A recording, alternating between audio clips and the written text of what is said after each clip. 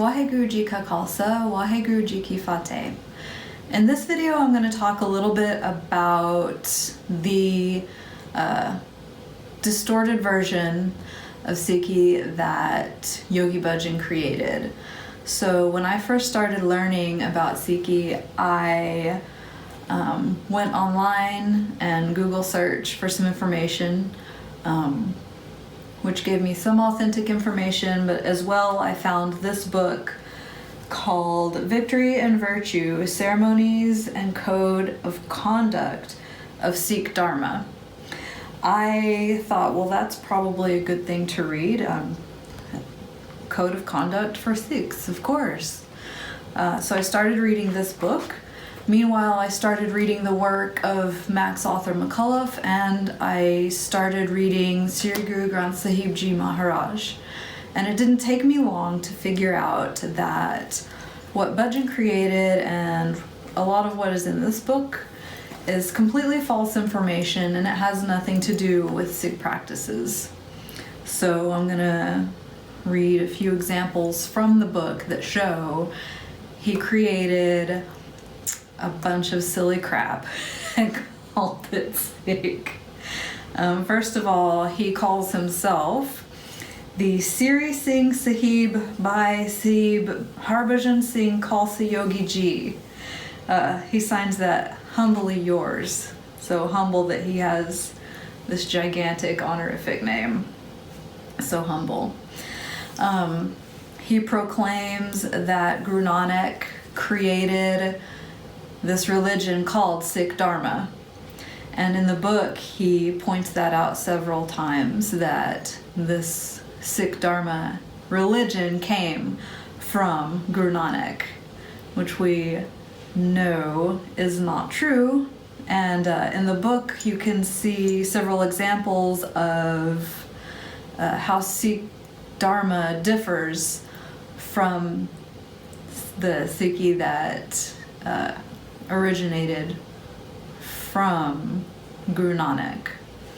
One example is the fact that Bhajan created this system of ministers. So he ordained Sikh Dharma ministers who had to be elected from certain areas of the United States, such as California, Española, New Mexico, which the headquarters of Sikh Dharma is in New Mexico, and also Phoenix, Arizona, where I am. So here we have also a hive or an epicenter of the Sikh Dharma ministers, so-called. He created his own vows, Sikh Dharma ministers' vows, which actually are all really nice, positive things, but they don't necessarily all come from Sikh religion. Here he says, the vows include, we will live as God made us and will not shave hair from any part of our body. Good, but his reason is because that is the energy antenna which God gave us. At night we will comb our hair back with a wooden comb. Great. To save our energy and aura, which he was appealing at that time to sort of hippie new age movement. And these people really ate that stuff up. So as a Sikh Dharma minister, part of your responsibility is the practice of Kundalini yoga, yoga classes, karma yoga, and to attend 3HO events. He says this is part of your role as a Sikh Dharma minister.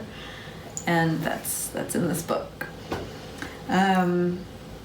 He says that know that the yoga of Charikala, Kundalini yoga, can solve problems.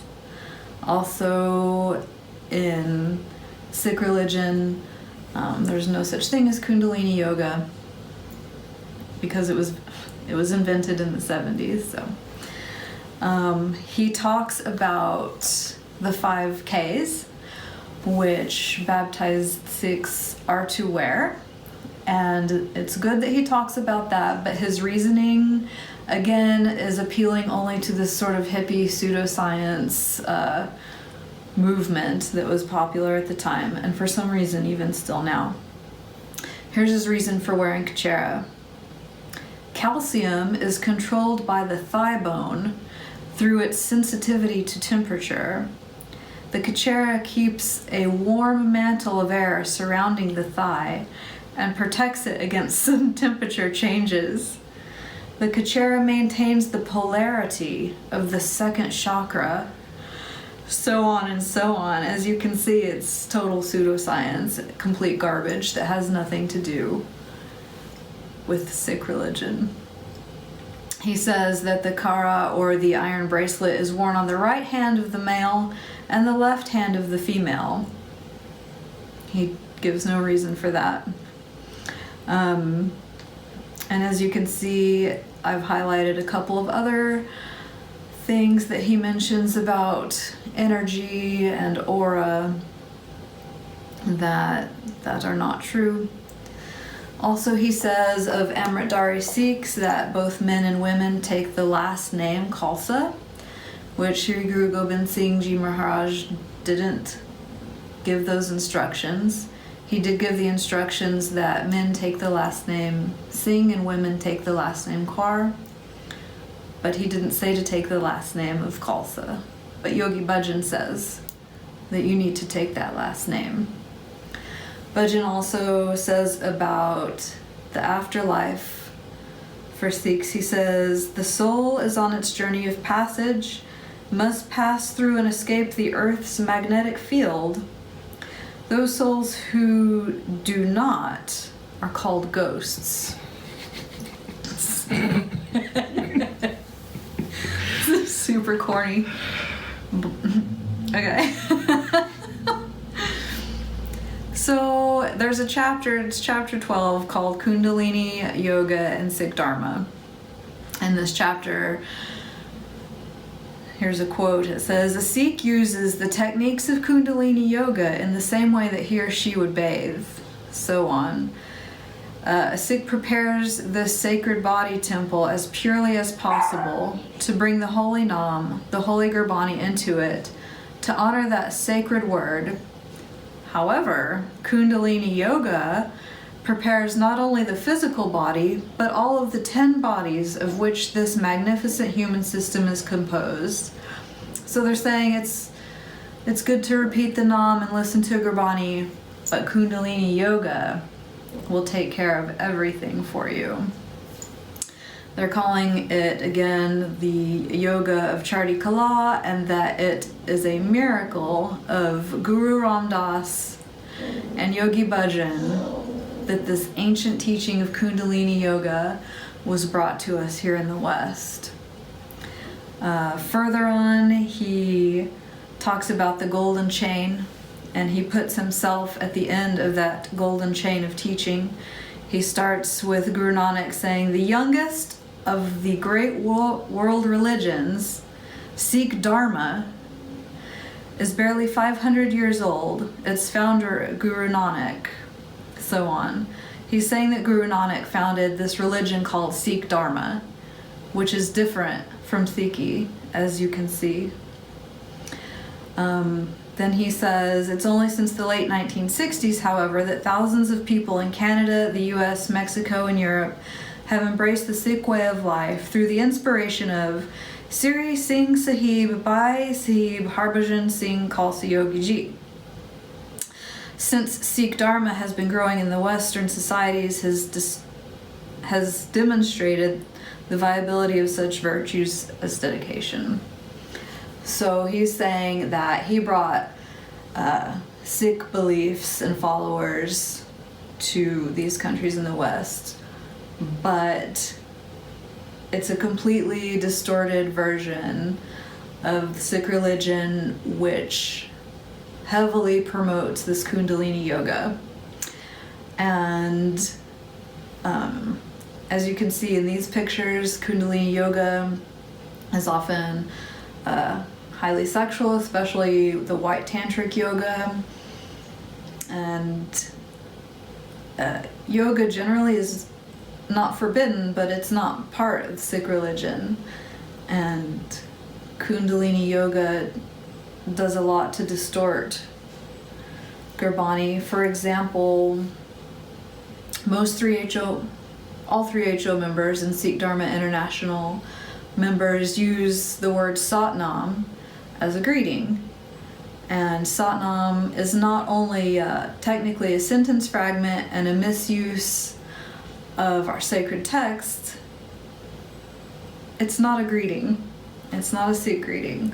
But they insist on saying Satnam to everybody that they see that might be one of them, including me, which gives me the opportunity to always say, don't say Satnam to me, because it's not a correct greeting.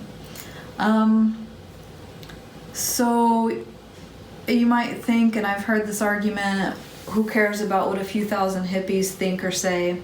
They're not causing any harm. But Sikh Dharma International / 3HO, whatever you want to call them, have offices in over 100 countries. They have hundreds of thousands of members all over the world. And when I was in Amritsar, their presence was quite visible. As you can see in this newspaper clip, Sikh Dharma International created a translation of Japji Sahib and into 19 languages, which has been installed in the Central Sikh Museum.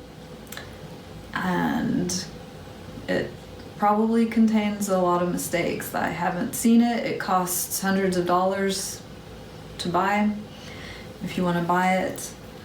And also inside the Central Sikh Museum at the Darbar Sahib complex, you can see this painting of Yogi Bhajan inside.